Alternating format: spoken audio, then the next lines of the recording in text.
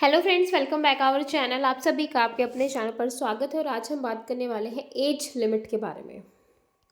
जो age limit है DSSB के अंदर कि वुमेन्स को एज रिलैक्सेशन है या नहीं। ठीक है, क्योंकि बहुत सारे बच्चों को क्वेश्चन आ रहा था कि मैम क्या वुमेन्स के लिए जो है एज में रिलैक्सेशन दिया गया है, और अगर दिया है रिलैक्सेशन तो किस किस को एज जो है एज में रिलैक्सेशन मिला है। सारी चीज़ों को डिस्कस करेंगे। आप सभी को पता है कि ये वैकेंसीज जो हैं DSSB के अंदर आई हैं और काफ़ी सारे उसके अंदर हैं 9/24 से लेकर, और यहाँ पर आप देख सकते हो 72/24 तक। टोटल अगर मैं पोस्ट की बात करूँ तो यहाँ पर आप देख सकते हो 1499 यहाँ पर वैकेंसी है। ठीक है भाई, तो ये चीज़ें हम ऑलरेडी कल भी डिस्कस कर चुके थे। अब जो है ये OBC SC ST PWD सभी में जो है आपकी आई हैं, किसी में जो है जनरल कैटेगरीज में, ये सारी चीज़ें। अब जब ये पोस्ट देखोगे ना, उसके बाद तुरंत बाद जो है आपको क्वालिफिकेशन नज़र आ जाएगा, लेकिन अभी हम क्वालिफिकेशन के बारे में डिस्कस नहीं कर रहे हैं, हम डिस्कस कर रहे हैं एज के बारे में। अब साथ में यहाँ पे आपको एज भी मिलेगी।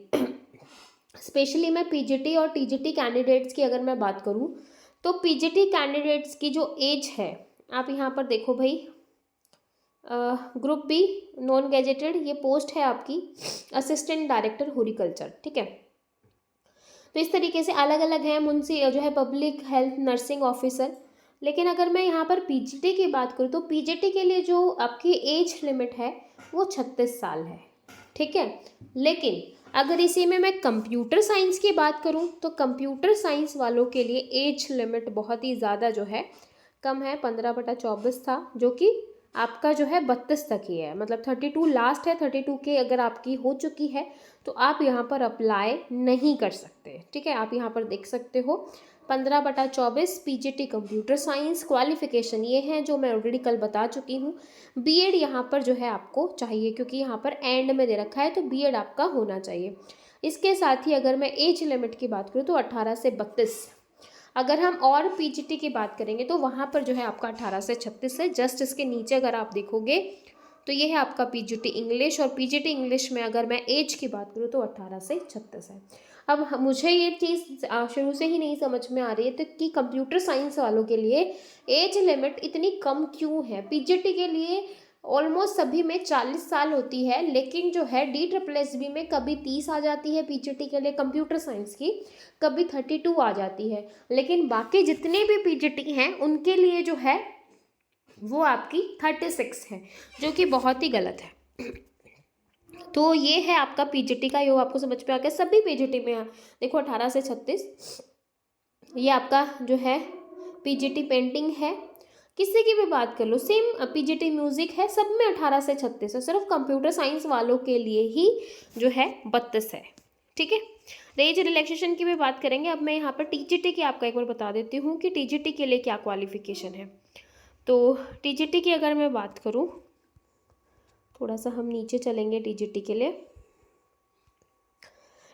लिए जो एज लिमिट है वो 30 साल है। PGT के लिए जो है वो आपकी यहाँ पर आप देखो 36 है, और TGT के लिए जो है आपका 30 है। ये देखो 30 साल से ज़्यादा नहीं होनी चाहिए। ठीक है, तो यहाँ तक तो आपको क्लियर हो गया कि 32 हो या 30 हो कंप्यूटर साइंस वालों के लिए। अगर आप PGT अदर सब्जेक्ट से हैं तो फिर आप 36 तक भी फॉर्म भर सकते हो।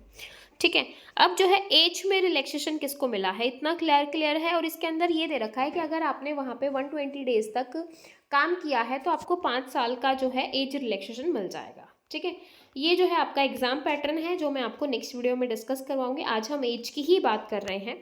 अब यहाँ पे लास्ट में देखो age relaxation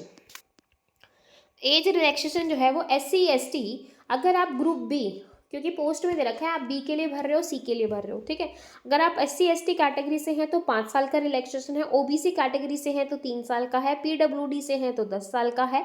PWD SC ST group B और C है तो 15 साल का आ गया। ठीक है, PWD वालों को 10 साल है और साथ में SC ST लगा दिया तो 15 हो गया। अगर OBC लगा देंगे तो 13 हो जाएगा। और एक चीज़ याद रखनी है, अगर आप OBC कैटेगरी से हैं तो अगर आप दिल्ली के OBC हैं तभी आपको रिलैक्सेशन मिलेगा।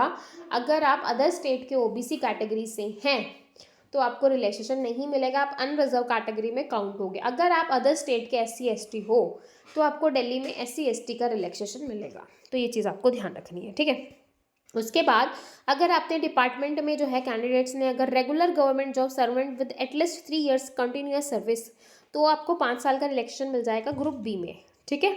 एक्स सर्विसमैन बी और सी के लिए तो period of military service plus 3 years, तो मैक्सिमम जो है वो आपको 55 साल जो है आपकी एज मतलब आप कर सकते हो। मैरिड स्पोर्ट्स पर्सन तो आपको up to 5 years, 10 years for SC ST and 8 years for OBC, ठीक है। 5 साल जो है अनरिजर्व कैटेगरी, 10 साल SC ST और 8 साल OBC।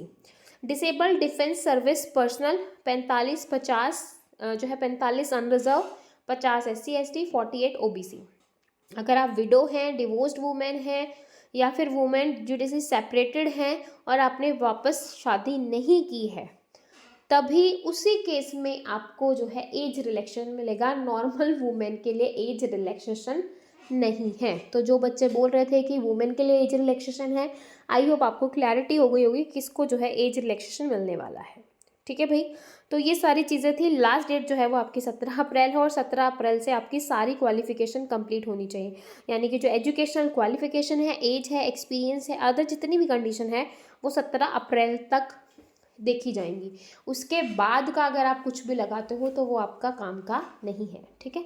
तो अगर आप परसुइंग हैं या कुछ भी हैं तो आप जो है फॉर्म नहीं डाल सकते, ठीक है।